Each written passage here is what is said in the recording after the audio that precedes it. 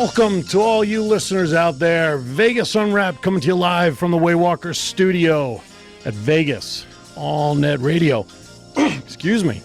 Aaron Phillips, Ricky Cash, Lawrence on the board, Beth behind the camera, and you, the listener. March 23rd edition of Vegas Unwrapped. Mr. Cash, how are you, sir? Good. No weird news printouts tonight? Not tonight.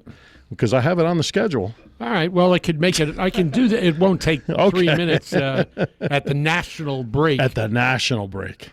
Right. We want to thank you for tuning in. We've got an action-packed show tonight, Mr. Cash. It's a good thing. We have Dr. Joel Stokes coming in. Joel? Yeah, he is Eastern Canyon Dental Group. He's going to be here. And we've also, and from what I understand, and I put this out there on Facebook, he's coming in with some certificates for free dental whitening, teeth whitening that they do. Yeah. So we've got some giveaways. 702-483-4444 is our number. We'll tell you when to call in when he is here. He called about 10 minutes ago. He's coming up from Henderson, Eastern, and the 215 area, and he's stuck behind an auto accident at like Las Vegas Boulevard in 215. So hopefully he'll be here on time in about 10 minutes. Then after him, there's an event this weekend which is called the Funny Bunny Race for Parkinson's. Yes. Jamillah Ali-Rahman will be here. We met her at the Senior Spotlight Spectacular a few weeks ago. Yes. She'll be in to talk about that event this weekend and bring in more awareness about Parkinson's disease, which, of course, is the disease that's afflicting Muhammad Ali, Michael J. Fox, and many other notable millions and millions of people it's not just worldwide. Exactly right. And then in the second hour, a good friend of ours who we knew during our days covering pageants, Darlene Dalmaceda, will be here. She's involved in a Riviera film project that is sort of behind the scenes from when they closed it, talking about the events that were going on when it was closed, selling off the fixtures, right up to the point where they're going to be then, of course, imploding the Riviera here in the beginning of July. So Darlene will be here to talk about that in the second hour. We've got Worthy and Unworthy this week, and then Weird News. And boy, we got an action-packed show. We're not even doing birthdays and dates in history today. It's a good thing. I'm rusty. Give you a week off. Yeah. Give you a bye week. Give me a bye week. Yeah. I like the sound of that. There you go. There you go. And I've got some topics. First and foremost, we have to acknowledge, our thoughts and prayers to everybody in Brussels for the event yesterday in the news, the tragedy of the explosions at the airport and the train station. We kind of talked about this before, but, when is this stuff going to stop? I don't think it's going to stop until there's momentum going in the other direction. So let's play a little game here, Mr. Cash. Let's pretend that you're the president of the United States. What would you do to end the issue with ISIS or the terrorists, whoever they may be? Right on cue. Well, even though it goes against my, quote, party, I wouldn't be sitting in a communist country watching a baseball game, that's for sure. Okay. So I'm very much surprised and disturbed about that action. Okay. At the same time, I understand that perspective is, we're not going to change our lives over these events, and we're going to have to live our lives the regular way, which is fine to a certain extent, but there has to come a time. Paris, Brussels, Boston, San Bernardino. Mm-hmm. The list goes on and on. As president, without the support of your Congress, you personally can't get anything done. But what I would suggest is to have some sort of coalition and agreement as to either go after them with all you've got and try to wipe out as many as you can, or again, it's just the old. There's really no or there. There's really no or. Not really. There's no or. Just bomb the shit out of them, as you were alluding to. Yeah. And I hate to go back to it, but when the H-bomb was dropped on Hiroshima many moons ago, that country then became one of our best allies because they knew we weren't screwing around. So to me, the answer is obvious. But this isn't a country we're going after. I understand we're that. going after a radical Islamic terrorist organization. But where do you think their home base is? I don't think there's got to be like a home office somewhere, don't you think? Somebody's got to be directing them. Yeah, but you don't know where it's coming from. Is it coming from Iran? Is it coming from Iraq? Is it coming from Saudi Arabia? Is it coming from Syria? Is it coming from Yemen? We don't know. Get rid of them all. Start fresh. And I say that tongue in cheek because our homeland Israel's in the middle of it. But the whole Middle East, let's clean them up and give them a clean slate. But the question is, and I think this is the question that they're asking, even our military are asking, is where do we hit them? Where? I mean, we have intelligence on the ground. We know that they're located, but they're located in pockets, and they move around. It's how long did it take us to catch bin Laden? I mean, 10 years. Mm-hmm. It's not as easy as Mr. Trump and other of his supporters say, just go in and blow them up. You got to find them first. Mm-hmm. And the leadership, who knows who the leadership is? I tell you what, it's a lot more complicated on that political front. Right. So how do we prevent more Brussels from happening? I mean, because, you read the articles here in Vegas, the heightened security around McCarran, quadrupled yesterday. I know it did. And there's other Denver had an evacuation yesterday. They sure did. Did they ever find anything yesterday? Yeah, but it was nothing. It was other than getting a snow blizzard today. Can you imagine? 75 degrees the day before. Today they got hit with a blizzard.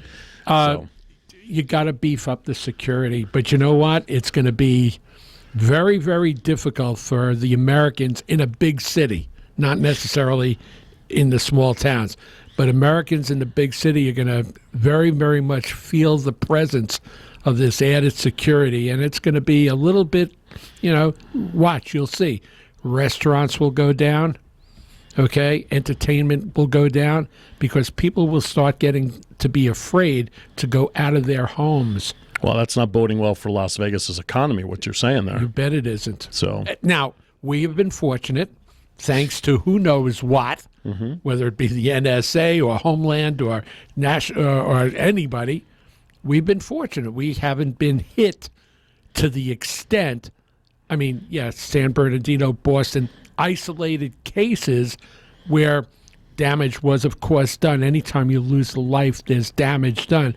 But we haven't lost 120 in one shot, or we haven't lost 50 in one shot. In Europe, that's what's happening.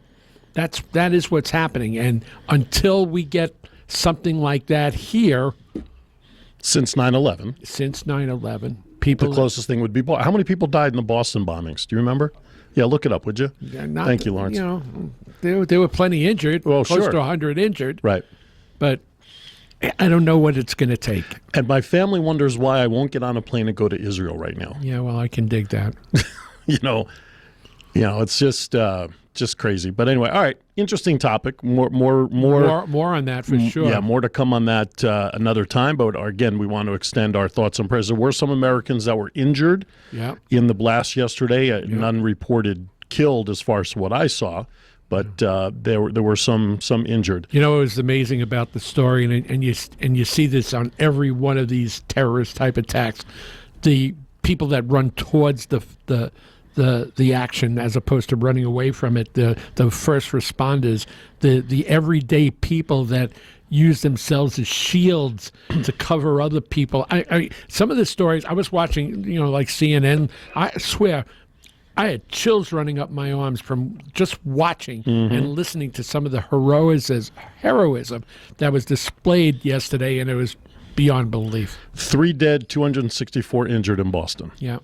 Yeah, but some of those injuries were catastrophic. Legs, limbs. Legs absolutely. and limbs. Yeah, for sure. All right. Any shout-outs? We didn't even get that upset. I say that upset with Oklahoma City, which was a tremendous disaster. Right. And you know why? Because it was an American. It was an internal terrorist. Right. Right. I think it caught everybody off guard. And I think that if that would have been done by the Islamic terrorist organization, if you will, then that would have been a problem. Interesting. Yeah. Interesting. Timothy McVeigh, right? Timothy McVeigh and the other guy. The other guy. Yeah, I forgot his name. All right. Any shout-outs? Just got off the phone with Lois. Okay. she's listening. Her husband's son is visiting this week, so I don't know if Michael is going to be able to take the time out to listen live. But they're always there. Lois is always there. She's my pal, and I wanted to give a shout out to somebody this week who did another nice service for me. I can't remember. So I'll let you know if it comes up. If it comes back. If it comes back. Yeah. All right. That sounds good. Not a problem there. So we're waiting for Dr. Joel Stokes. He will be coming in here hopefully momentarily from Eastern Canyon Dental. Anybody on after us? No, we're it. And we'll go a half hour more. Put another couple of quarters in the slot, right? Yeah, put it on our bill. Dr. Joel Stokes is located down at 8605 Southeastern Avenue, Suite A. Down in it's listed as Las Vegas, but I thought, maybe it's not as far deep on Southeastern as I thought. 89123. No, that's still Vegas. Their phone number is 702-699-9876. And if you look on their website, which is thevegasdentist.com, they've got some specials there. A new patient special on their website, dental implants. Now also on their website, and teeth whitening. But of course, from what I understand, Dr. Stokes is supposed to be coming in with a couple of skeletons. No skeletons. With a couple false teeth. With a couple of certificates for their teeth whitening system, and it's right on their website. They utilize the Opulescence tooth whitening system and products. So we'll learn more about that from Dr. Stokes when he is able to arrive, and hopefully no one was hurt in the accident that he got stuck behind. Jeez. So. Jeez, I mentioned this last week during our 7th anniversary show, how frustrating it is to turn on the news at night and listen to all this stuff that's going on. Very disturbing. Yeah, absolutely. Very, very disturbing. If it wasn't for Dana Roselli, I wouldn't even watch the news in the morning. But she's on Channel 13. Yes, she is. She's doing a great job, by the way. Yeah, absolutely. I'm really pleased for her. No question. Real we like good Dana. lady. Yeah, we like Dana. We haven't seen her in a while, but now, and of course, now that she's on TV, she's got to be up at 4 a.m., although we're on earlier now, so we still might be able to We've got a shot at her. Maybe you should reach out to her on Facebook and tell her we're alive and well. Well, she's on Facebook quite a lot. She just came back from a vacation in Mexico. Yeah. So she just got back. She was posted. So she's on. She knows. I hope she knows what we're doing. Yeah, well, she does, because we told her less than 6 months ago. We met her at when we were down at I don't know. It was the Bebo Awards. The Bebo Awards. With Joe Sutton and Tracy Campbell. Sure. Yeah. Memory like a sieve. Like a glove. Dr. Joel Stokes' office, Monday through Friday, 8 a.m. to 7 p.m. They are closed for lunch from 1 to 2. Friday, however, is by appointment only. And again, that's 702-699-9876. All right, let's step aside for a first break. I'll check and run out in the hallway to see if Dr. Stokes has arrived yet. If not, we'll just fill in some time until he arrives. You're listening to Vegas Unwrapped here on the Waywalker studio at Vegas All Net Radio. We're into our first hour here of the March 23rd episode of Vegas Unwrapped. More on the other side right after this.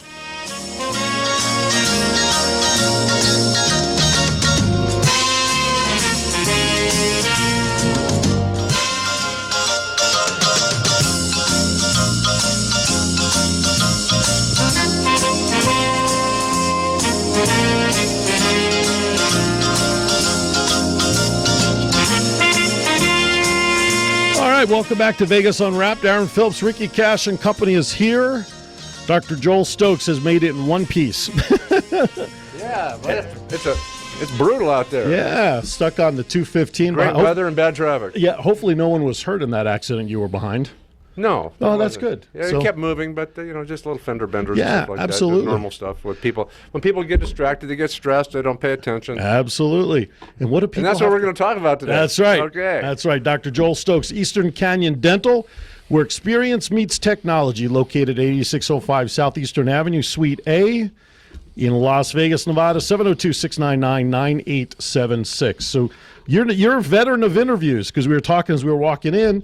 Dr. Stokes has been on Spotlight on Vegas Business with Mark and Nicole a couple of times, I think, right? You were on that show? Absolutely, and we've been on with Robert Seidel. Oh, okay. Absolutely, no, Robert. All great people. Absolutely. And Everybody's the best. everybody's got a different message, you know. absolutely. So, Doc, let's start from the beginning. How did you get into dentistry, and how long have you been in Vegas practicing? Well, how did I get into dentistry? Actually, I went to the dentist. Okay.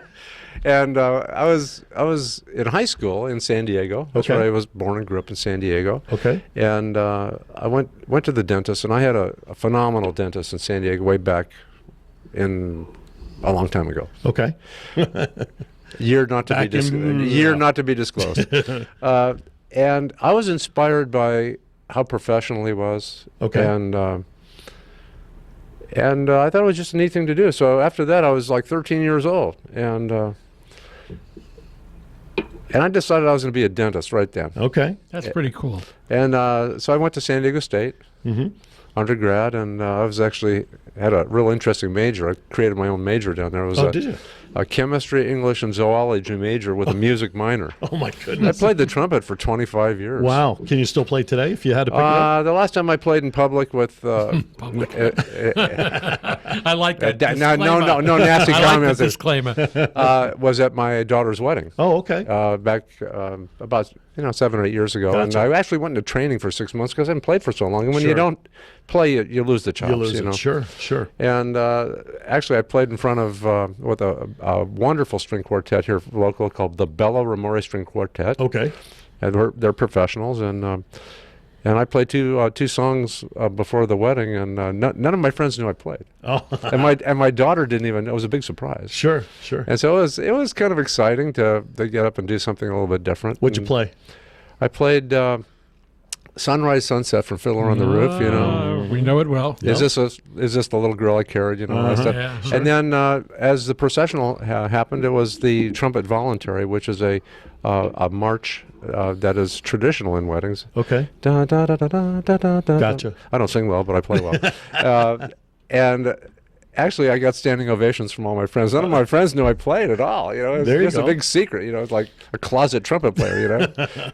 702-483-4444, and that is important because Dr. Stokes brings gifts. So why don't you explain what we're looking for and what we have to give away to our listeners? Well, for the first 5 people that call in and give you their contact information, their Okay. email address or phone number, we're going to offer a in-office whitening, which Okay. is normally around $299. Wow. That's We great. can do that because we got great staff. They're very efficient. The office is terrific. The people in my office, they know why they're there. We're Okay. there to take care of people. Okay, absolutely. So Okay. give us a call, 702-483-4444. The first 5 callers will get the opportunity to go down and have their teeth whitened. Just give Lawrence, who will answer the phone, your contact information. And an exam at the same. We'll do an exam Okay, because we have so- to do that legally. We have to do that, and ethically we have to do that to make sure there's nothing underlying Sure. problem. Okay. No Perfect. underlying problems. An exam and whitening appointment with Dr. Stokes. I think that's great. So call now. 702-483-4444 is our number. Lawrence is chomping at the bit, so to speak, to hit those buttons and I'm sorry, I couldn't resist, and bring you up on the line to grab one of these certificates. So how long have you been practicing here in Vegas? Well, I practiced in dentistry in California for 10 years. Okay. And I moved here with my family in 1982. Oh, okay. So I've been here since 1982 until now. It's Okay. quite a long time. Quite a veteran. 40 Yeah, plus years. I've seen the ups and downs in Las Vegas, and they're right around 2008. We hit the recession and all that stuff, and Right. that really took a severe blow on the economy here. Okay. We had like 300 dentists plus left town Really? That many? because the economy turned downwards, and all these guys, and I say that with respect, they're not trained to work with people. They're a lot of them are technicians, and they came in and they thought they were going to just breeze in here and exist. Right. And they couldn't do it because they didn't have any way to really relate to patients.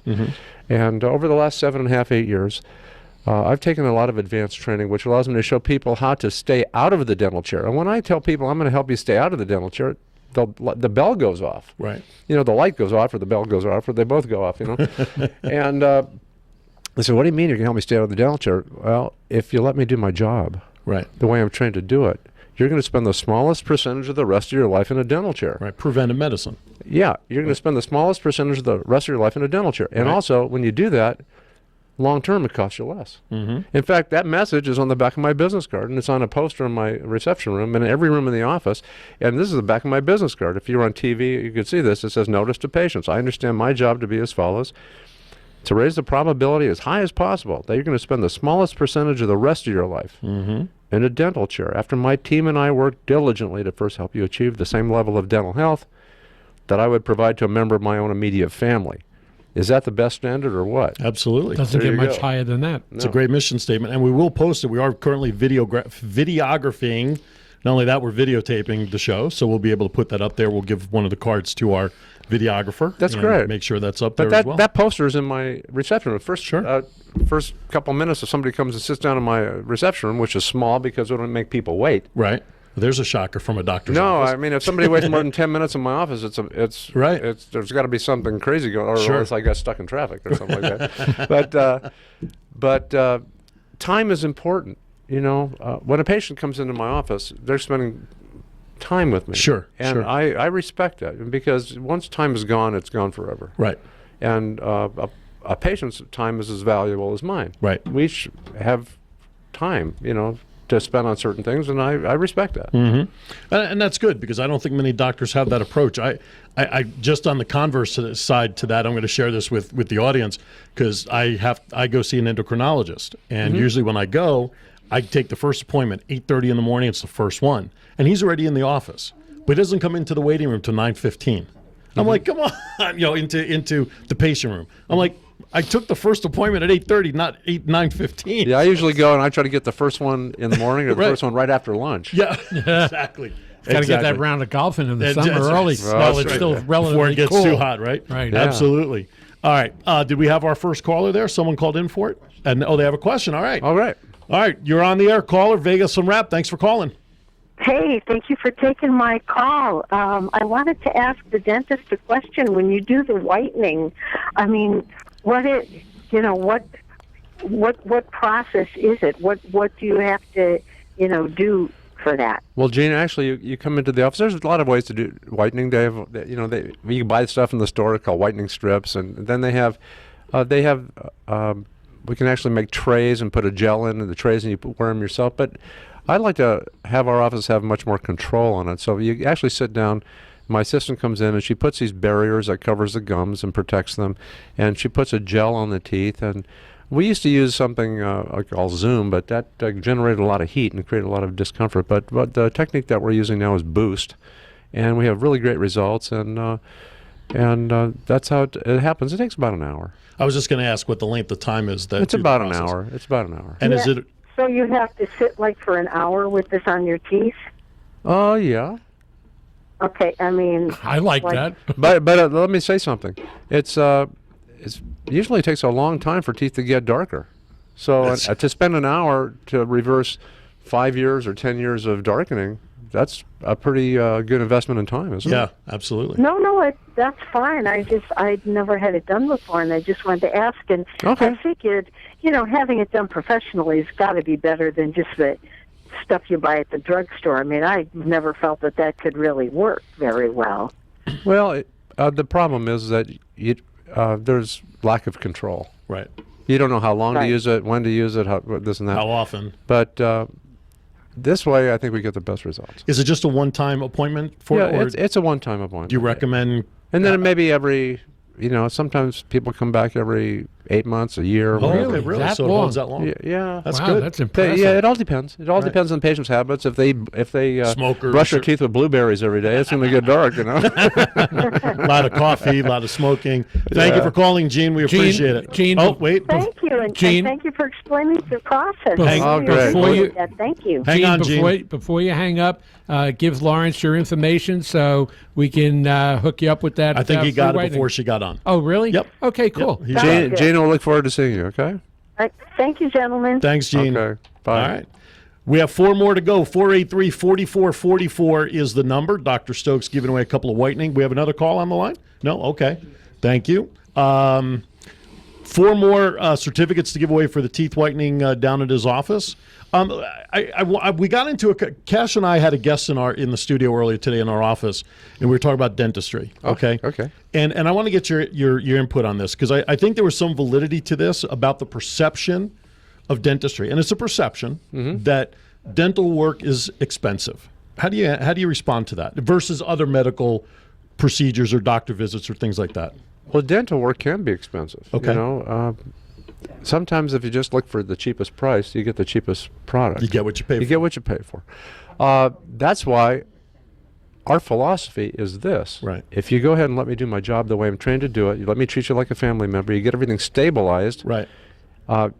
It might be an expense right now, but if you do it properly and you maintain it afterwards, right, it's going to spend the smallest percentage of the rest of your life in a dental chair, and then be the smallest percentage of cost in the future. In the long run, it averages. If you have a out, car and you never change the oil, and you put sand in the gas tank, you're going to have some problems, Right. and then you have to rebuild everything. But if Right. you go back and do the same thing over and over again, right, or you use the cheapest parts or this and that, you're gonna have problems again. So you have to take care of it. You got to do it properly, the way I would treat a family member. sure, And it doesn't always have to be cosmetic. It's stabilizing health dentistry. right. I mean, I can do all the cosmetic too. I train dentists on how to do porcelain veneers and all that stuff.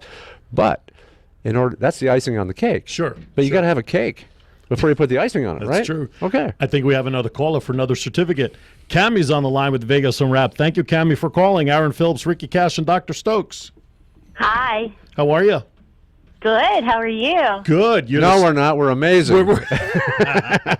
You are the second of 5 callers to get a certificate from Dr. Stokes for teeth whitening and a checkup. Okay. Are you? $299 value. Heck yeah. Sweet. Do you have any questions for Dr. Stokes while we have you on the line? I don't mean to put you on the spot. I know you're just calling in for the certificate, but I figured.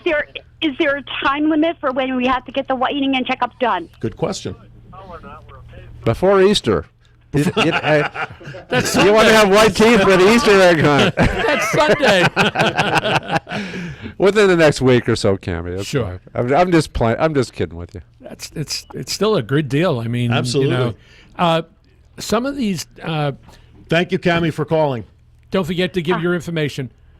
Will do. Thanks for listening. Look forward to seeing you. You're welcome.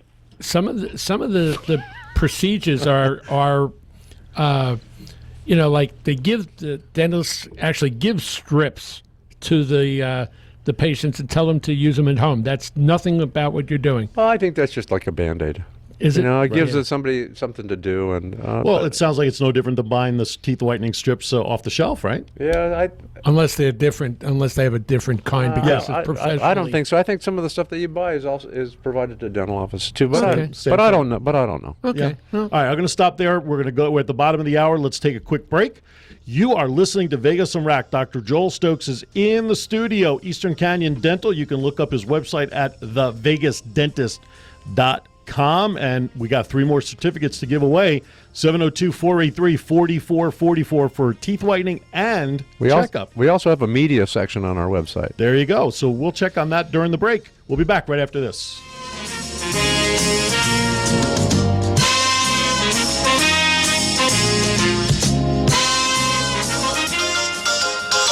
All right, welcome back to Vegas Unwrapped. We're sitting here with Dr. Joel Stokes.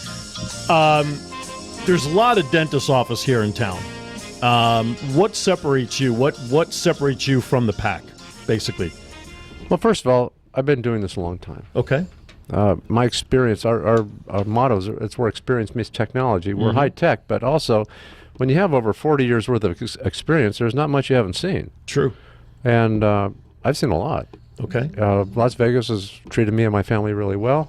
I've raised my family here. My son's an attorney. My daughter's a dental hygienist. She's kind of retired from that now. My youngest son's in nursing school in Los Angeles with the highest grade point average in the history of the school. Wow. Which I might add, because we taught him how to do some things that help him reduce the stress. Okay. Because and I'm big on stress management, and just the way our office is designed and the way it's the patients are introduced to our practice is unique to our practice. Because when somebody comes into our office, What happens usually the first time when you go into a doctor's office? What happens the first thing you watch through the door?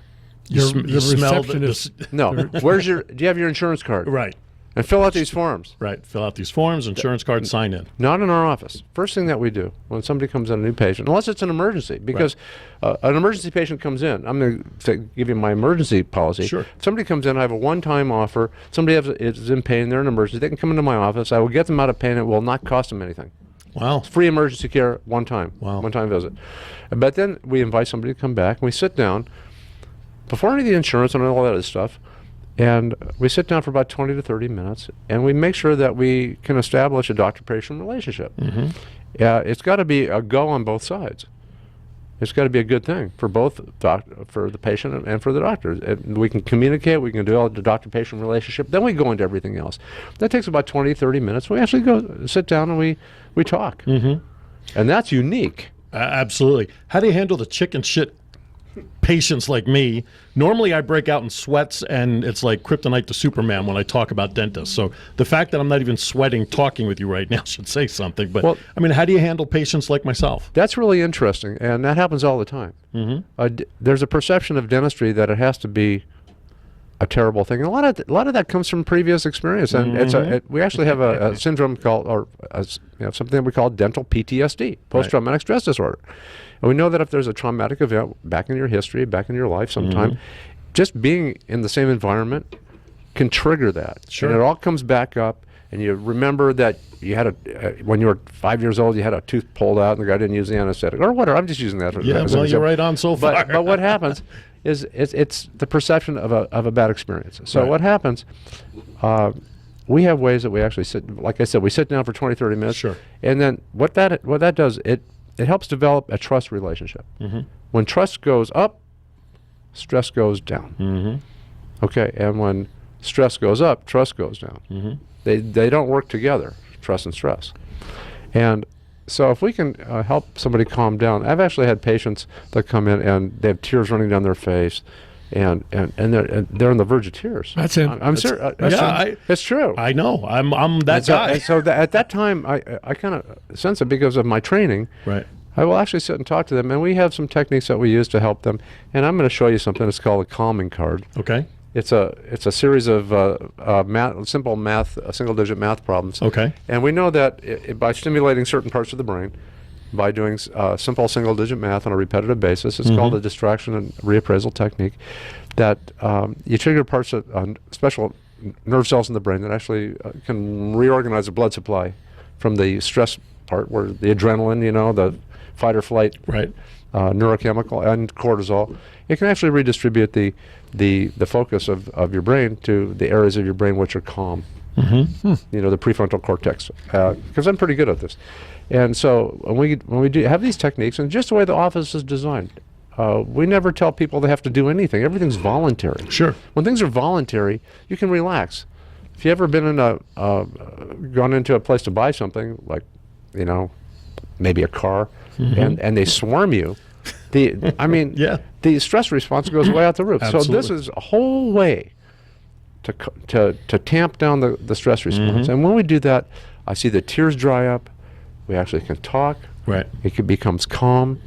And I've done some phenomenal dentistry on people that have started out with tears down their face, because after a while, it doesn't happen overnight, but they trust me. And I've been in this town for a long time. I see patients that I've seen 25 years ago. Wow. And you know what? Their dentistry that I did 25 years ago still looks pretty good. Why?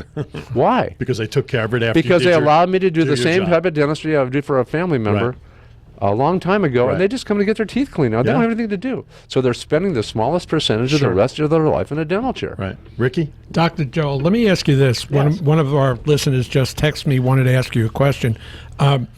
You've been in practice for so many years. What is and I don't even know how to word it, so I'll try. What is either the weirdest, strangest, or the most bizarre situation you've ever been in the dental office with a patient?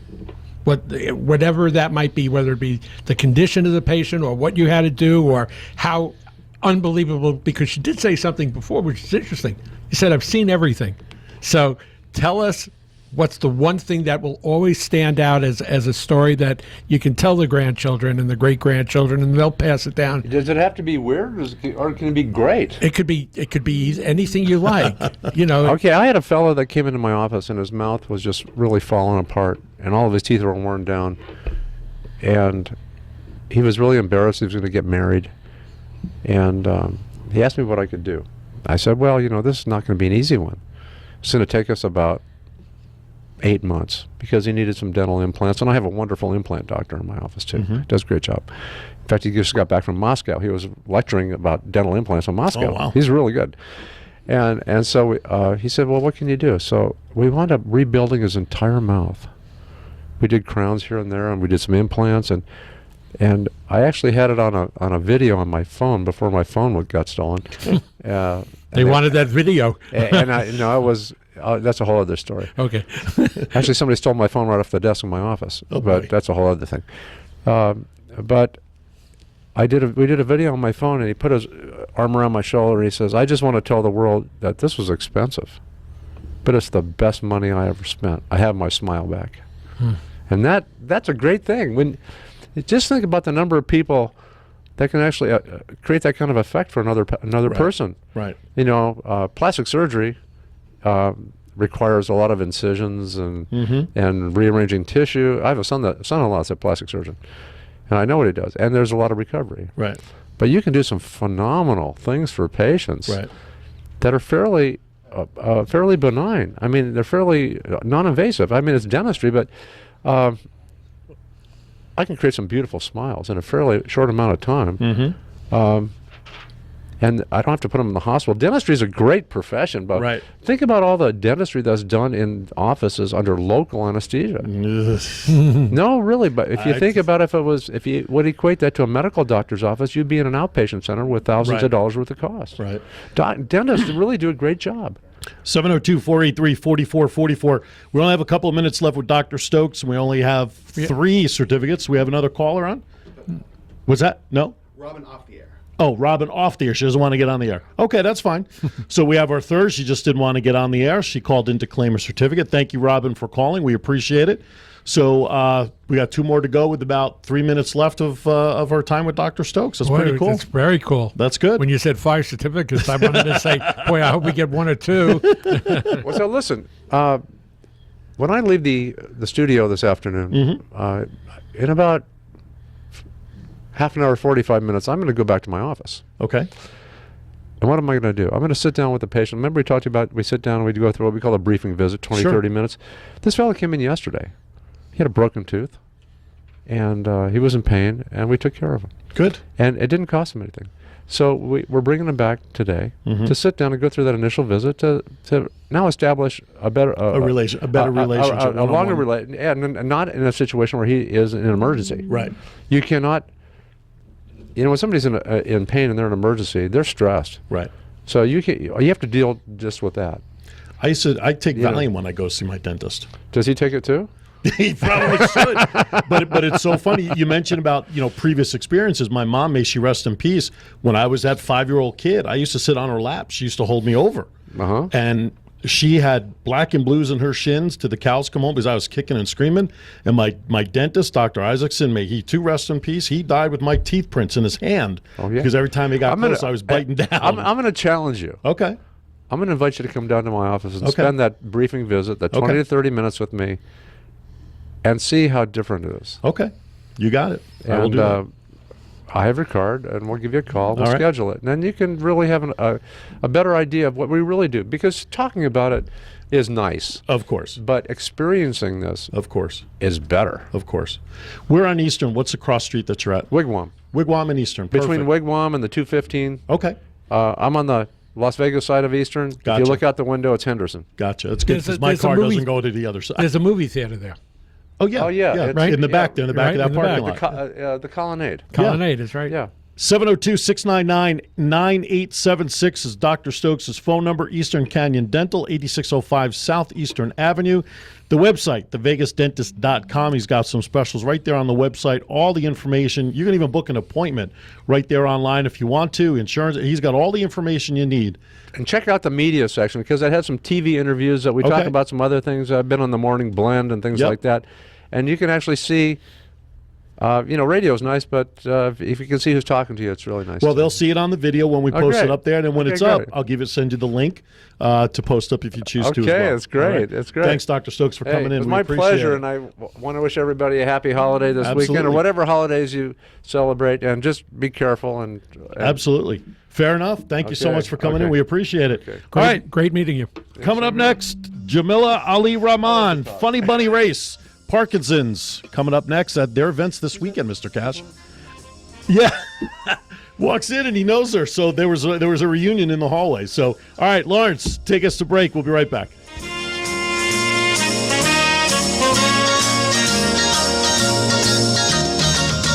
Oh, welcome back to Vegas Unwrapped. You know, it's been a long time, Mr. Cash, since we've We done had a Chinese fire drill which is kind of cool. We want to thank Dr. Stokes for coming in and sharing with our audience what he's got going on. But now it is time to change gears, as we are prone to do. There's an event coming up this weekend. Yes, there is. The Funny Bunny Race. And here to talk about it is a young lady that we met a couple of weeks ago at the Senior Spotlight Spectacular at the Orleans. Miss Jamillah Ali-Rahman joins us, and she brought a friend, Irving. How are you? Talk we're right great. into that microphone there. Okay, we're Ricky, doing can you great. help adjust it for her? Get it closer to her if you can. And then Irving, I think we'll be set. There we go. That's Okay. that sounded like Best my. I could do. That's fine. That sounded like my Okay. bones in the morning getting out of bed. Anyway. There you go. There you go. Okay. Guys, welcome to Vegas Unwrapped. Well, we thank you thank for you. taking Thank time. Thank you. So it's been 2 weeks already almost since It we has met been you. 2 weeks, yes. And let's talk about what's going on. This is to increase awareness about the Parkinson's here in Vegas. Is that right? Absolutely. You know, Parkinson's, most people don't even think about Parkinson's a lot of Sure. times. But Parkinson's is the 14th leading cause of death in this country. 14th. Well, I didn't know that. 14th, yes. Wow. And, and it's on the rise. And Okay. there's some reasons why, but we want to bring awareness to this because it's important. Sure. I brought Irving with me because Irving is like our spokesperson for Parkinson's here in Southern Nevada. Okay. He's one of the members of Friends of Parkinson's, and he has firsthand experience having Parkinson's himself. So Okay. I thought he would be a good way to show people and talk about the effects and why it's important that people become aware Okay. of what it does to the body. Okay, and of course, publicly, before we get to Irving, we mentioned it at the top of the show that when you hear Parkinson's, the two people that come to mind on a national scope is, of course, Muhammad Ali and Michael J. Fox. Right. So now we have our own local celebrity who's the local spokesperson. Irving, how are you? Fine, thanks. Good. So how long have you, as best as you can, we'll get you as close to that microphone as possible. So how long have you had Parkinson's? So tell us a little history. I was diagnosed with Parkinson's 8 years ago, Okay. Are you originally from Vegas, or where are you originally from? California. Okay. How long are you here in Las Vegas? We've had a home here for about 4 years. Okay. And did you move here because of the better weather that would help you possibly, or? We go back and forth. Oh, okay. The old snowbirds between California and Vegas, I guess. So tell us firsthand, what was the first signs you saw possibly of Parkinson's starting to settle in with you? My hand started shaking, Okay. and my wife said there's something wrong, and I kind of ignored it. And it got to be worse, so I Okay. ended up going to the doctor, had a bunch of tests done, and I was diagnosed with Parkinson's. Okay. What after that was now? Did you go to your general doctor? They then sent you to a specialist. I went to my general doctor, and then I went to see a movement orthopedic specialist. Okay. Okay. And they had me go through a series of tests, and they diagnosed me with Parkinson's. Gotcha. And it's been how long? 4 years, you said? 8 years. Oh, 8 years. 8 years. Is there any way to determine, either through whatever testing that's done prior to discovery, as to whether or not a person might be prone to this disease? Not that I'm aware of. Neither am I. That's why I asked. So it's not necessarily a genetic. good it's not necessarily a genetic Right. thing. Yes, Right. there is a genetic component. But No, but is Parkinson's in other parts of your family at all? No. Okay, so as to whether goes from generation, can be passed on from generation to generation, we But don't know. there is a genetic component. Okay. And there's several different Parkinson's, and there is an atypical Parkinson's. Okay. Parkinsonism, and which is considered environmental. In fact, there are many people from the Vietnam War with Agent Orange who have been diagnosed with Parkinson's. Okay. And that is my understanding, an atypical Parkinsonism. And, there's the genetic component, my understanding, it's like a 4 in 9 chance. If you have a first-line person in your family with Parkinson's, you may get Parkinson's as well. Wow, 4 out of 9. 4 in 9. Wow, Yes. wow, Yes. that's better than 50%, right? No, a little less. 45%. 45. About 50%. 45%. 44.5, but And- who might argue? and understand, we're an aging community as Sure, well. sure. And as an aging community, we're going to see probably more incidences of Parkinson's Right. and Parkinsonism. We're living longer, and so there's a good chance that some of us will get it. Now, the shaking symptom, as you described, Irving, is, I think, the most recognizable symptom of Parkinson's. What other symptoms are there regarding Parkinson's? Well, the shaking is the best Parkinson you can get. Okay. Is the best? Yes. Okay. Oh, And wow. the reason for that, because it's the most annoying, but it's the best. Okay. So I got the best. So tell us what's worse. The medical components of your body start to fall apart. Is that Okay. a fact? Yeah, Okay, and and that's then- why it's a leading cause of death, Yeah. because of that. Wow. But you end up with other problems. I have problems swallowing, sleeping, and mine was from Agent Orange. Oh, okay.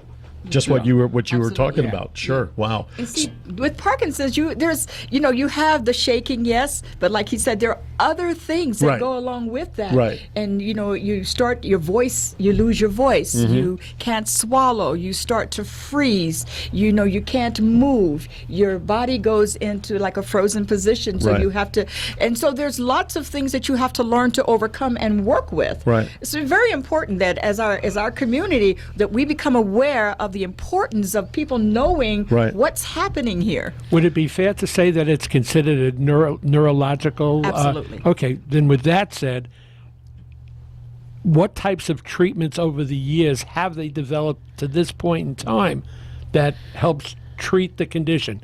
Not to cure it, but treat it. There are some incredible things that they're doing. In fact, I went to the Parkinson's Forum this past February, and it was absolutely incredible. And they were talking about all the new treatments that are coming out and the things that are available. And that's a whole different range of things that we can discuss, from the deep brain stimulation to the duopa to the new study that they're doing with the adjusting of the meds. I mean, there's some incredible things, or even growing neurons for the brain with your stem cell. Are you guys? I have to take our national break, but are you guys okay to hang around until the top of the hour, and we can go after the top of the hour? You guys okay with that? Yes, we are. Excellent. All right, so we're going to stop for our national break right now. It's 5 minutes before the end of hour number 1. We're going to step aside for our break. When we come back at the top of hour 2, we're going to continue our discussion about what we're talking about here with Irving. Fascinating stuff, And guys. Jamillah, I mean, it's very informative. Plus, I want to talk about the event you have this week as well, Absolutely. Thank which we you. haven't even touched on yet. So, all right, Vegas Unwrapped, hour number 1 in the books. Hour number 2 coming up right after this.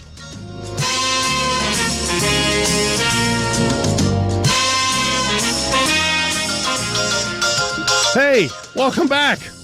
Hour number 2 of Vegas Unwrapped is underway here. Aaron Phillips, Ricky Cash, Lawrence on the board, Beth behind the camera.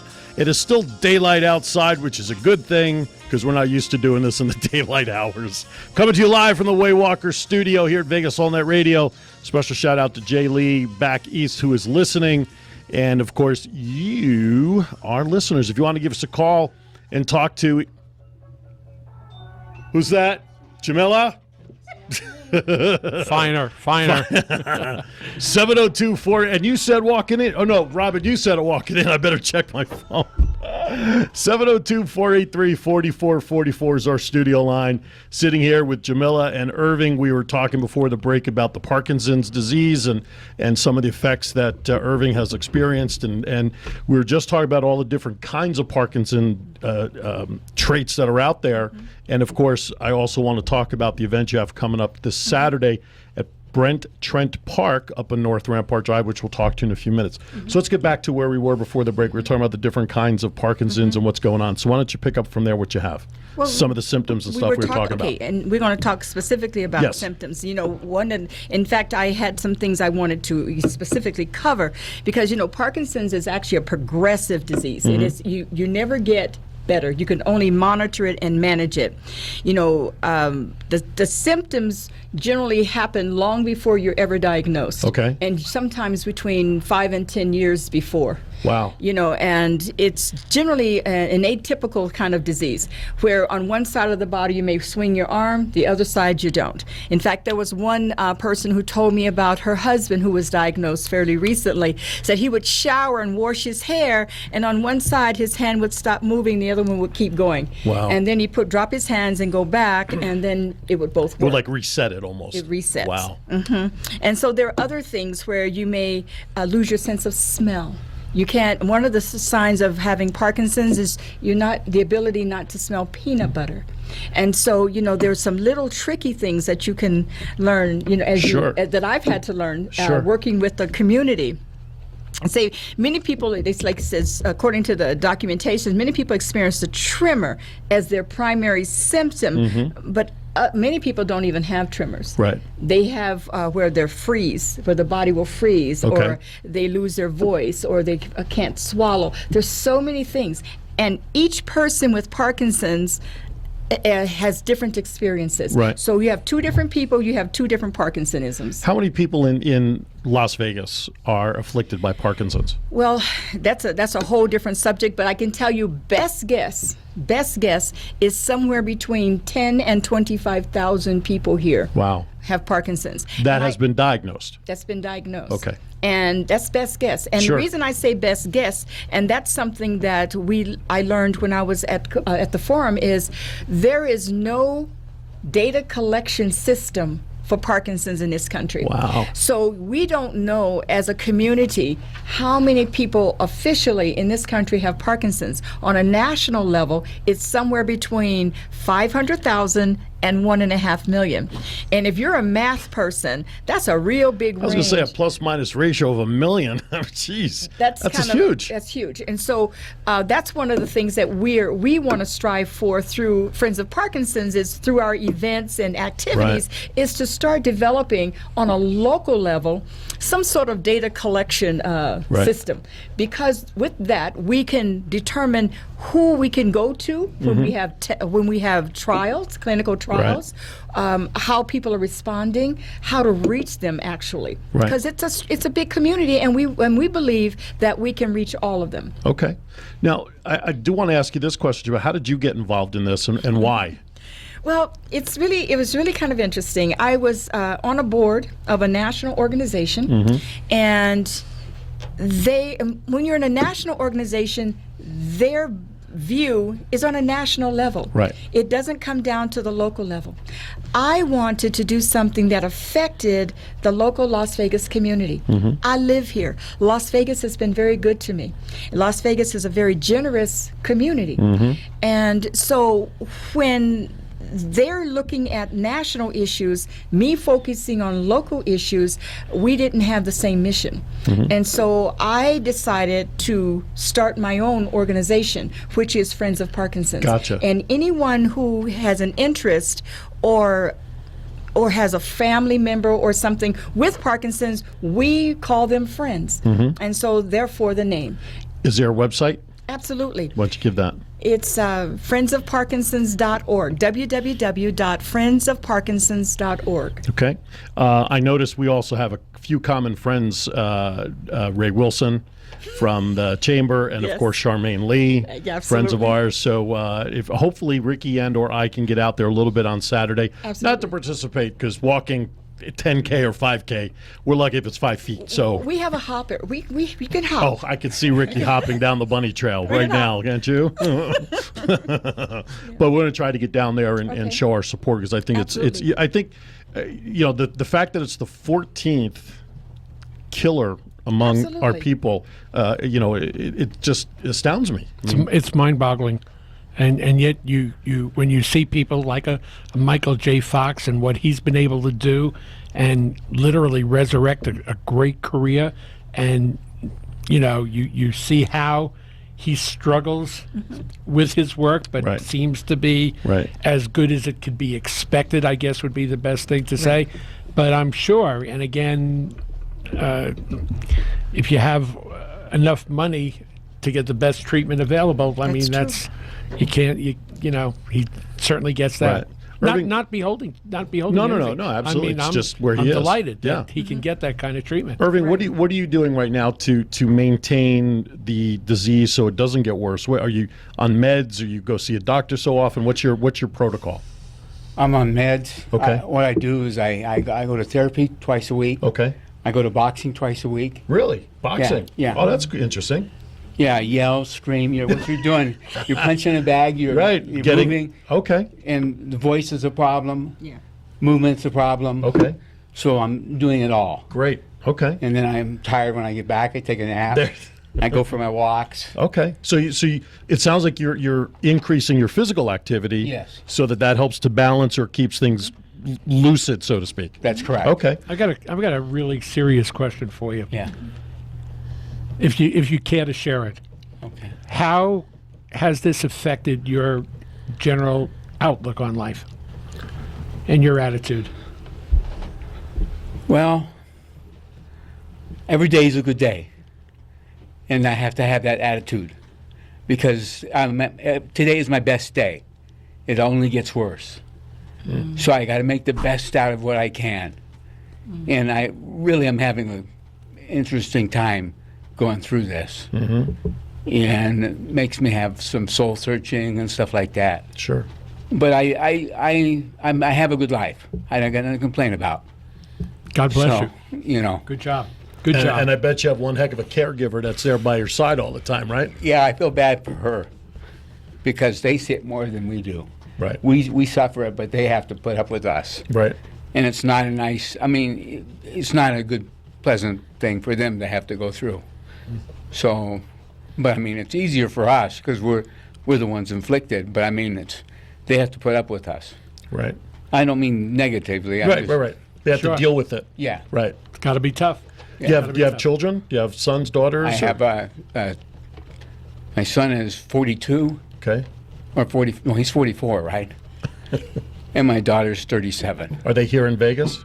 My son lives in California. My daughter's in California. Oh, okay. Okay. Do they come and support and see you and visit you as often as possible? We or- go and visit them. Oh, you go and visit them. Okay. Yeah. Okay. So we go back once a month. Okay. We're here most of the time. Sure. All my treatments are here. Gotcha.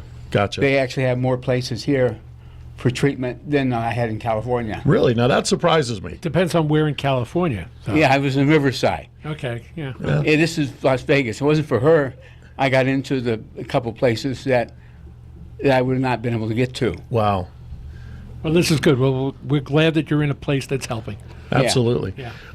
We only have about 5 minutes left, so let's switch a little bit to Saturday's event if we can.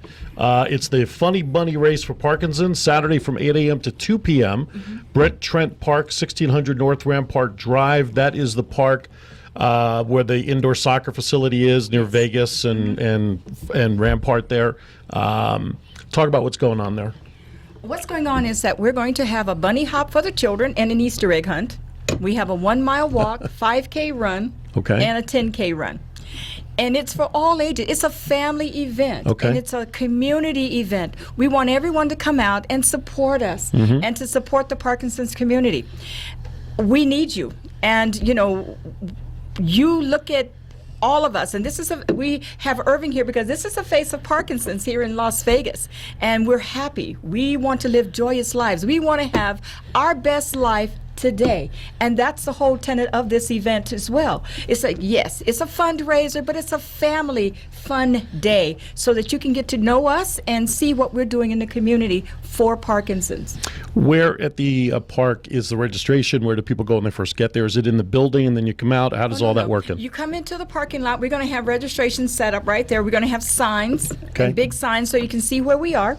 And we're hoping for a great turnout. And we want to pack the park for Parkinson's this weekend. Pack the park sounds good. I like to that. me. I like the title. Me too.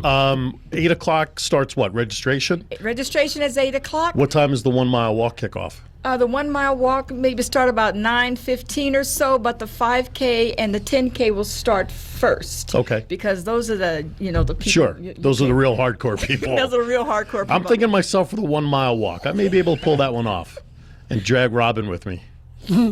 I could do the 1 mile. I know you can. Can you do the 1 mile walk? Not with the back. You can't even do a 1 foot walk. I could do it with the knee. What, now. on your knees? No, I could do it now that I've done the knee, Oh. but it's the sciatica that'll kick in after about Well, maybe if you walk a 25 mile, feet. it might, might Yeah, loosen walk a up. mile, you call 911. Any masseuses are going to be there that day? Well, we're hoping to have a masseuse there. There you go. But we There do you have, go. Well, we have the medical people on standby. We had planned to have a poop out wagon for those that are walking the mile. But out like it. I like it. But we I like decided that 1 mile is just too close to have a poop out You wagon. bet it is. Don't eat. For those of you who are thinking about that, do not have a big breakfast. That's right. Oh, the poop out wagon can mean so many different things. That's right. We're just going to let it go right now. Out of don't eat. respect for the event. Don't so, eat. So come on down, 8 a.m. to 2 p.m. I want to keep saying Bruce Trent Park. Brent Trent Park. It's his Bruce. brother. It's Bruce Trent. Well, you have Brent on here. Oh. On the invite. That's why I thought it was Bruce. It's Bruce But Trent. it says Brent on here. All right, Bruce Trent Park. Okay. Bruce, Brent, whatever. It's over Just on get Rampart. there. That's Yeah. all. Hey, well, you know our people. 1600 North Rampart Drive. The 5K, 10K, you're going to get out there early. About 9:15 will be the 1 mile walkers. And so come on out, support the cause, and there'll be face painting, Easter egg hunt, like just bounce houses, petting zoos, and there may even be a Phillips and or Cash sighting. So Yeah, but see, here's my problem with you. with me, Yes, if I'm the one that's saying I'm going to be there. Yeah, but you walk way too fast. I mean, Oh, I'll take 3 steps. He'll be a half a mile down the road. Well, you know your place. Oh, come on. I formally quit. So Robin has the same problem. I just can't walk slow. I do have that quick gait, and I leave everybody behind, so it is what it is. But, hey, at least I'll be there hopefully participating. So wait till I get home and I tell Eileen. Anyway, jeez. Irving, I want to ask you as the spokesman locally, as the face of the local group, so to speak, what message do you want to give to the public and those who are not sure if they're experiencing symptoms, what they should do? Well, you need to see a neurologist Okay. if you think you have a problem, and you want to get it treated as soon as possible. Ignoring it, I ignored it for a while, which was a mistake. I should have got on it right away, but that's just the way it is. And as guys, I think a lot of times we don't like to think of ourselves as having problems. Mm-hmm. And my wife got me to go see the doctor, so I got no Good complaints job. there. Good job. And if you have Parkinson's, you have to do physical activity. That makes a big difference. Okay. And sometimes it's not the most pleasant thing to do the physical activity, like walking. I do a lot of walking. My dog pulls me. But, I mean, you want to take care of it. Sure. And it's nothing to be ashamed of. Okay. All right. Jamillah, closing comments? Closing comments. Friends of Parkinson's is a wonderful organization, and our whole mission is to support the local Parkinson's community with education, outreach, and awareness. And we're here to bring awareness to Las Vegas about the need for your support for the Parkinson's community. And we hope to see you all out on Saturday. Thank you. You got it. Irving, thank you for coming in. Thank you. Appreciate it. Jamillah, thank you. You're welcome. Robin sitting over there, we thank you for coming in. We're not talking to just a strange person over there, folks, because we are videotaping. But Irving's wife, Robin, has been sitting in studio with us. When we come back on the other side, we've got another guest coming in. Wow, keep them coming. Darlene Dalmaceda, another fire drill coming up on the other side of the break. You're listening to Vegas Unwrapped. Phillips and Cash and Company coming back right after this.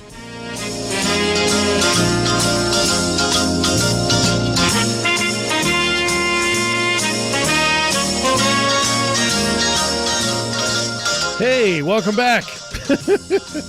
Vegas Unwrapped still on the air here at the Waywalker Studios, Vegas, All Net Radio. What a busy show we've had tonight, Mr. Cash. It's good, though. Get lots of people in here, unwrap Absolutely. things that we really didn't know too much about. No.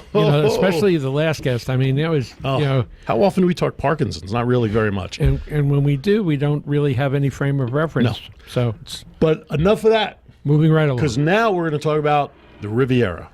And we're going to welcome back a good friend of ours who we've known for a number of years through the pageant systems. We've had the pleasure of sharing a stage with Darlene Dalmaceda, who tonight is here to talk about a project that she's working on. Many of you know the Riviera, the famed Riviera Hotel, closed down, last year? When did it close down? This year. May 4th. May 4th Last year. right? Last year. There's been documentation of all that's going on there, and of course now the Las Vegas Convention Authority is taking over the space and is expanding that.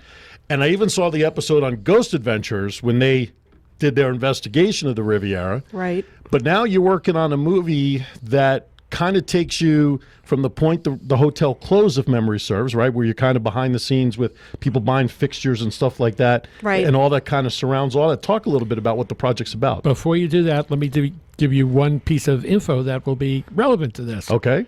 Guess where Cammie's first job in Las Vegas was? The Riv? The Riviera. There you go. She worked in the 40 for 20 slot club. Oh, For okay. about 6-7 months. So Wow, okay. just thought I'd throw that out there. There you go. There you go. Now go ahead, Doc. Awesome. Well, it's a pleasure to be here with Aaron and Ricky. And what I'm doing with my production company, Atomic Cocktail Entertainment, is putting together a couple of film projects that I want to shoot at the Riviera. We want to be the last filmmakers inside the building. As you know, it's been known to be a showcase for a lot of different films about Vegas, like the original Ocean's 11, Casino, 21, The Hangover. And we want a local production to be in the building before it's blown up. So the first film we're working on is a feature film called The Auction. It's about a group of people that go to the liquidation sale and all these spooky things start happening. And they have to escape from these strange psycho killers that are running around with guns and knives Nice. and wanting to kill them. And so it was just based upon people we met at the liquidation sale. So you have a Hispanic family that's going to look for bargains. You've got the celebrity magician with his assistant and with his girlfriend, so they have a jealous rivalry going on. You have the two thieves that are just looking to rip off any valuables that are left. You've got the Vegas historian that is looking to save the place. You've got the billionaire real estate developer that's looking to tear it down. Donald. So you have all these people in this story. And we just exaggerated the reputation, like you mentioned, Ghost Adventures. We just exaggerated the alleged haunted reputation of the hotel, and Right. we ran with it. And then the second project that we're working on shooting in there is a web series called Stripped. It's a dark romantic comedy which follows the historian character from The Auction. The Auction is a prequel film to Stripped, and this is his story with his roommate Laney that I play in the web series. My leading man, his name is Alex Kirsting, and he wrote both the screenplay for The Auction and he also wrote a couple of episodes with me on Stripped. And they've known each other since childhood. They reunite as adults as in Las Vegas, and they gradually fall in love over the course of the series. Only the twist is that he's gay and she's straight. Could make interesting bedfellows. Yes. Right? And Well, so, theoretically, no, not really. But and so his character in Stripped gets a job as a security guard at the Riviera after it's closed, and half the series takes place there. So there's two projects I'm looking to get into the Riviera. Can these get done, Darlene, before they actually implode? That is what I'm working on currently with my production manager. My hope is that I can work with the Convention Authority in obtaining the clearance to get in the building. I would like to employ as many of the local cast and crew from the film community as possible in both projects. And if for any reason we don't get the clearance to be in the building, then we are looking at alternate locations for filming. Right. But my ultimate goal is to preserve history on film. Sure. I can't. Well, I wonder if the condition of the inside of the building, though, will be safe enough if they were to give you permission to get in there and do what you want to do. Yeah, that's a concern that they may have, that they've expressed, that the condition of the building, because I know that just based upon what I've heard and seen personally, because I was an extra on the Bourne 5 film recently, it's in pretty bad shape, but yeah, well, I mean, like I said, I'm willing to work with the convention authority, and if Right. there are certain places in the hotel that are off limits, I'm willing to work around it. Sure. And adjust the story so that it fits Okay. to whatever their specifications are. Well, if you need a couple extras, you know where to find two guys for extras. Sure. We're there. I mean, you guys are on Let us board, know. We could have a radio show going on. Yes. Yeah, you could have a radio show going on, like in the auction, about like advertising the liquidation sale. There at you the go. Riviera, so. Absolutely. So what would, I mean, these projects seem rather entailed. Right. What was the idea behind this? Why did you come across wanting to do these projects around the Riviera? Well, I am a fan of Vegas history. I have a passionate interest in Vegas history. I have a group called the Golden Age of Las Vegas on Facebook, and at this point I have over 3,000 members on the group. And I spent a lot of time at the hotel, especially the last 3 months it was open. I did a lot of events there, and I had always enjoyed going there and having fun there. And I saw Vanessa Williams for free. I won tickets through First Friday because their marketing team was there, and I got to go see her on New Year's Eve. So I have a lot of great memories about the Riv, and there's not much of Vegas history left on the Strip. So, and it's been a great place for filming. And since my career is being a filmmaker, Right. This is the perfect opportunity for us as local Vegas cast and crew to get in there and make something memorable. Sure. Now, how long have you been involved in movie production? Because that's something that we didn't learn about you when we Not were doing until the recently. pageants. Not until recently, yeah. I've been doing films since I graduated from the Art Institute in 2010, so Okay. about 6 years. Okay. Yeah. Very cool. Did as Ed McMahon would say, I did not know that, sir. That's very cool. That's so. I just lost my train of thought. That's okay. I'm just pulled a cashism. I get blamed for everything That's right. around here. Absolutely. In case after 7 years you haven't figured that out. So talk about the leading actor who's in the movies. What's his background? Give us a little history on him. On Alex Kirsting? Yeah. Well, he is from Knoxville, Tennessee, and Okay. he is a student at UNLV in the film program. He's a screenwriter. He's a comedian. He's a good friend of mine, and he's very talented. And when we're on set together, a lot of it is like how we bounce ideas off each other, and all this unexpected stuff happens because we do a lot of improv on set. Like the lines are a guideline, but we just come up with all these funny things that just like are so spontaneous. I think that's why it works. Takes the moment.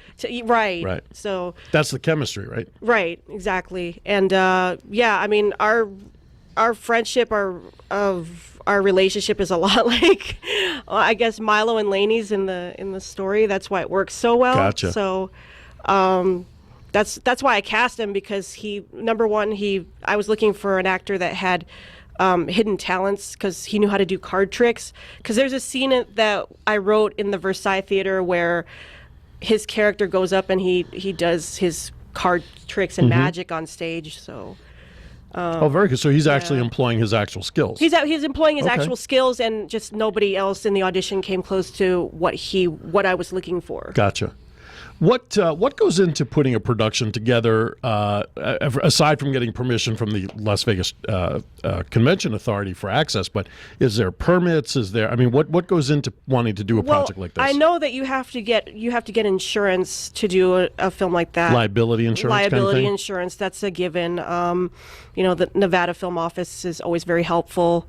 Is that the one downstairs from here? Yeah, the one downstairs from here.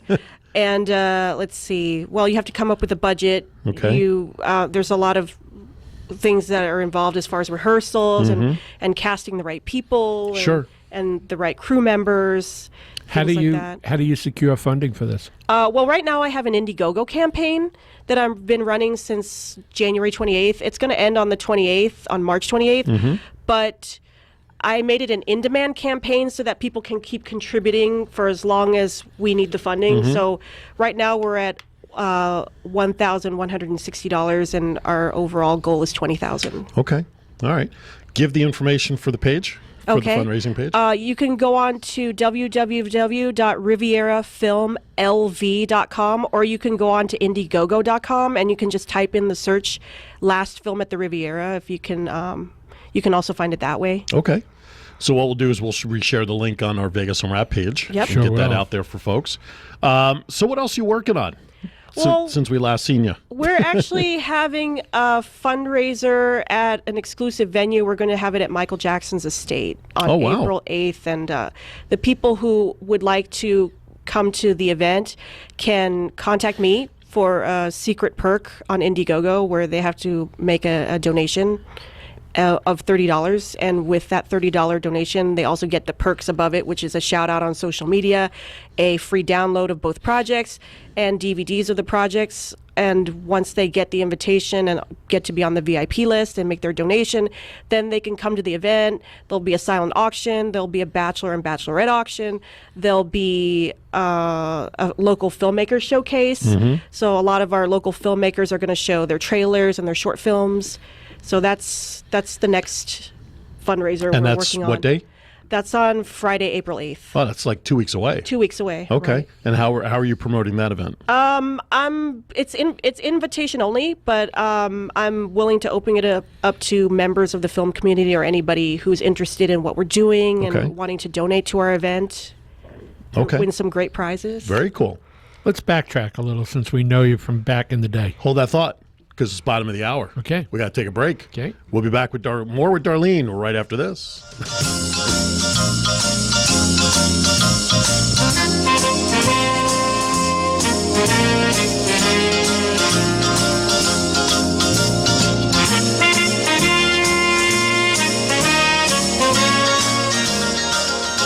All right, welcome back. Just found out during the break on my phone that Robin has dinner waiting for me when I get home. I don't have to make a stop on the way home. What is she making? It's not what she made, it's what she picked up. Unlike my wife, who likes to make reservations. Yes, there you go. So, all right, welcome back. We're chatting here with Darlene Dalmaceda. She is behind the projects of 2 films that she wants to do over at the Riviera before they take it down. And give the website and the fundraising page again. Okay, it's www.rivierafilmlv.com, or you can go on to Indiegogo.com and search for Last Film at the Riviera. Excellent. Mr. Cash, you had a question Yeah, before I going to did. break. Do you actually remember it? Sure, I do. Okay, good. I wanted to backtrack with you because the last time we saw you, you were involved in pageantry. Right. How did that go? Where did that go? And why are you moving in a different direction now? Well, I got involved in another system. I'm actually going to be competing for Ms. Regency International. Oh, cool. So I'm the state title holder for Nevada at large. And it's going to be, actually, Nationals will be here in Vegas this year. It's going to be July 29th, 30th, and 31st. I believe it's going to be at the South Point, but I'm not 100% sure. You're looking for MCs? I could always certainly forward that to Terry Dingle. She's the director of the Okay. pageant. She's on my Facebook. We'd love to do that again. Yeah. Very cool. Very cool. Well, Now- I'm glad you are doing it Right. because I was going to say you seemed to be at the time having so much fun with it. Right. And what does the pageantry, or what has the pageantry done to you as a person, Darlene, in terms of your own personal growth and development? Well, I believe that it's given me more confidence to be in front of people, as far as being more confident and being more well-rounded, as another life experience I can add. And I've met so many great people through pageantry, and I think that it's been a wonderful experience. So just overall, it's good PR, I think.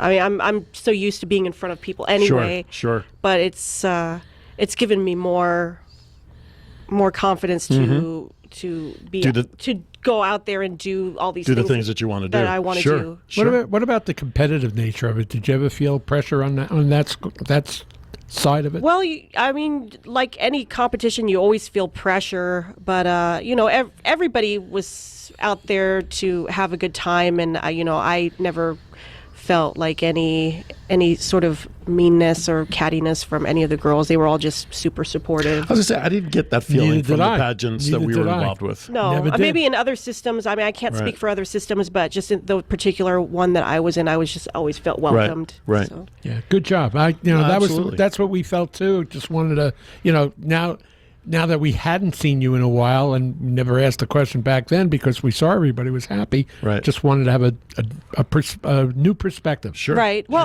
I've always been involved in filmmaking. That's what I majored in. So I just haven't been.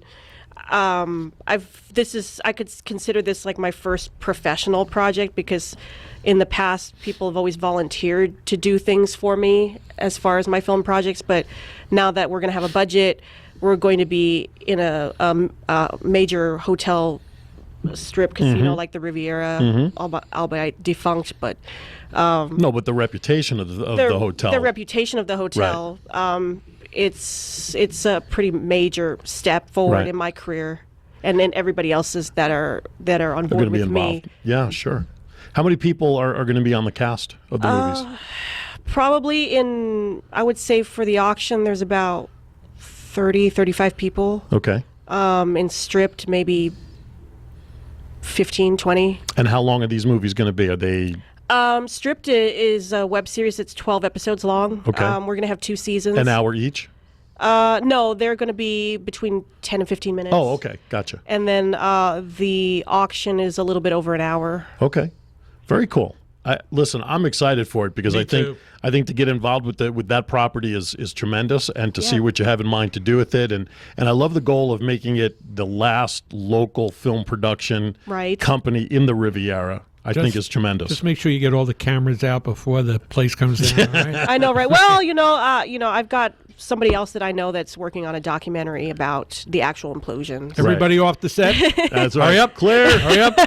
Of course, Hopefully, don't blow it up that soon. of course, Jay Lee sends me a message. She says, wondering if all the ghosts will still be on site when they built the new convention center property there, if the ghosts will still be inhabiting the site itself. She should know.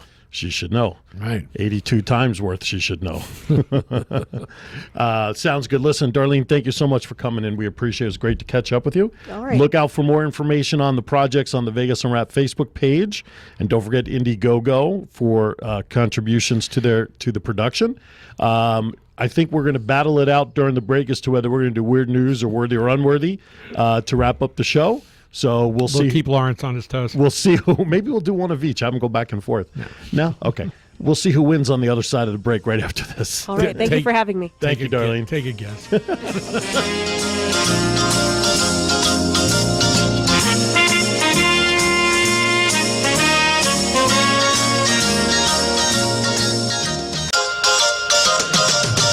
All right, welcome back to the clubhouse turn here at Vegas Unwrapped. All right, we're going to end the show a little differently than we normally do. We're going to do some worthy and unworthy. You know why? Because there's just so much stuff that's been going on the last week that weird news will always be weird and will always be there for you, but some of these stories will not be. So it's time for worthy and unworthy. Come on, Ryan. Ryan. Okay, so we'll get started. Hold on, try that again. Try that again. Yes. Here we go.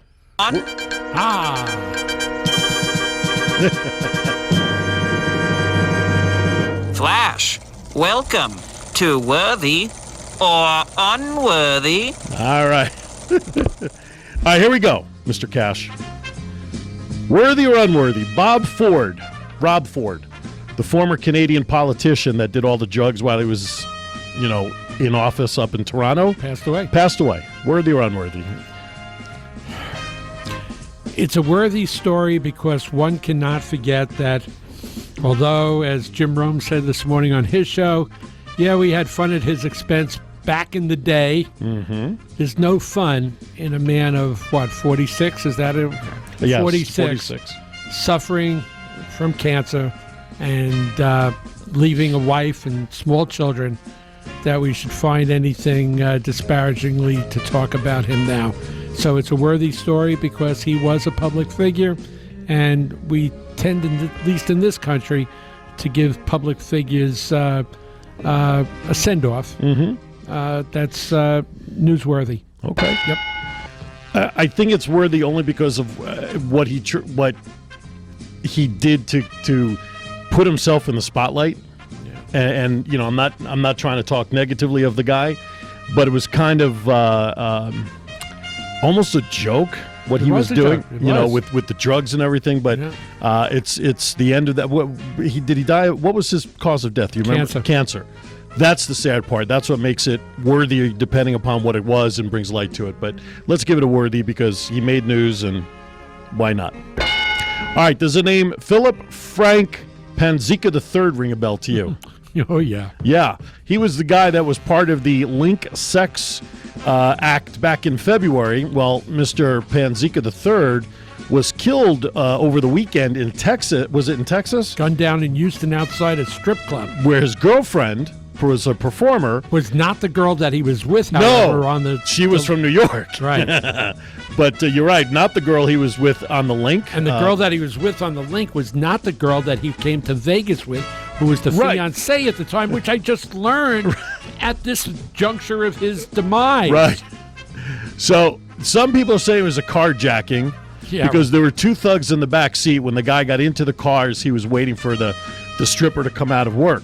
But according to the girlfriend, they said that the killers said to him, "You better come clean or else." I'm telling you, it's going to find out that the stripper was behind this. She set him up because she was pissed at what he did here in Vegas. So I say it's worthy. Yeah, well, it's worthy because it's nasty. And we live for nasty in this, in this country. Hulk Hogan. We talked about worrying about the size of his schmeckle last week. Wins $115 million in his suit against Gawker, and then on top of that, then the jury picks up an extra $25 million for punitive damages. Wow! So he clears 100. Well, I'm sure it's going to go under appeal, and he may never see any of the money. But who cares? $140 million is what he was awarded.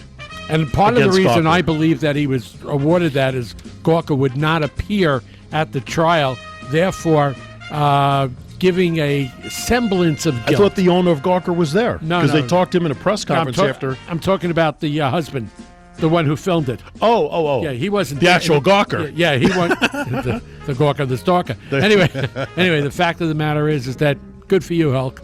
All right, good job. So it's worthy. Totally unworthy. Unworthy? No, it's worthy. For $140 million, it better be worthy. Yeah, because believe me, Aaron Andrews is a lot worthier. At 85 or 75. All right, this just came across the wire before we went on the air. You ready for this one?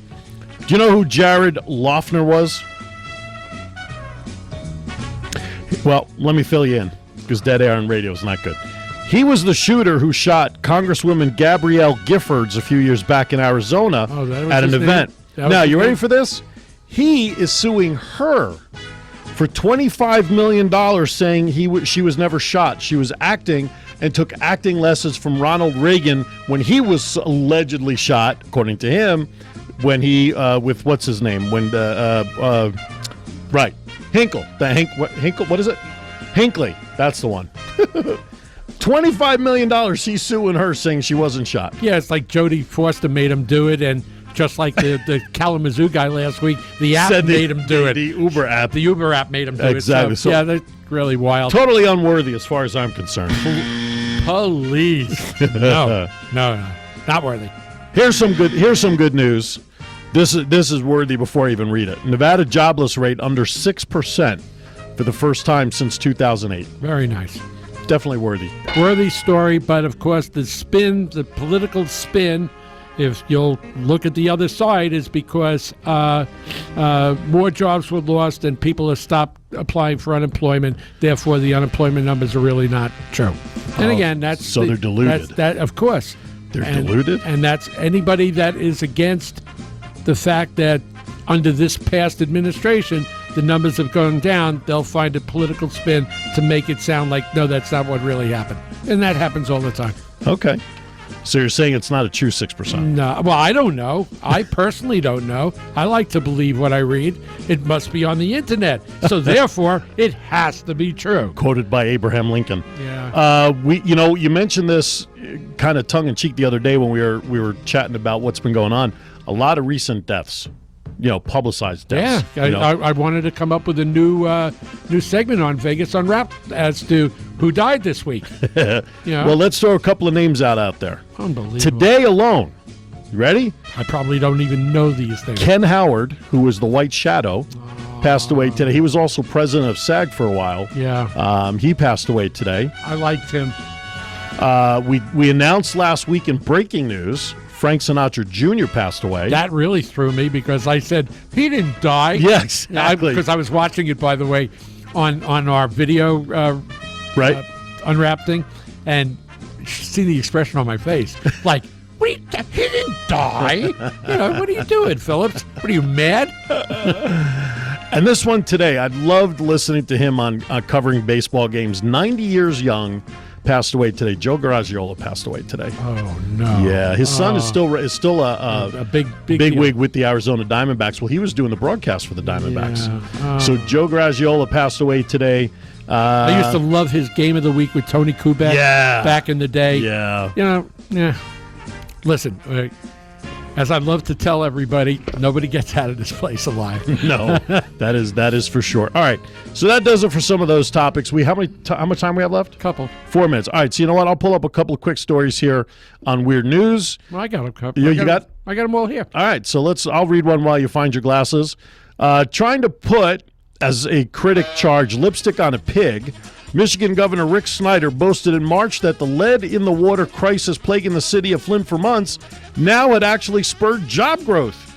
Though Snyder has been heavily criticized for tight-fisted budgeting that enabled the crisis, 81 temporary workers have been recently hired to hand out bottled water so that residents will not have to hydrate themselves with poisoned municipal water. Okay. 87 people. Questionable judgments comes next. Mexico's latest female accessorizing craze is shellacking tiny dead scorpions onto fingernails. Yeah. Using the second most venomous species of the arachnid, selling briskly at Miss Eunice Paula in Durango, Mexico. In fact, while in town, according to the London Daily Mail dispatch from Durango, shoppers may check out the Racy's restaurant, which pioneered taco filled with stinging, wriggling scorpions that had been soaked in surgical alcohol to neutralize the venom. The Racy's restaurant. I'm done. Recurring themes. In rural China, the black market for female corpses, even those already buried, thrives still, as mentioned years ago by News of the Weird.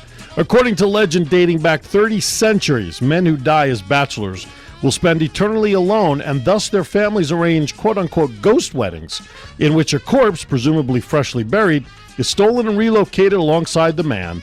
Perhaps more important to the surviving family is the other part of the legend that any bachelor corpse will return, quote-unquote, to haunt the family.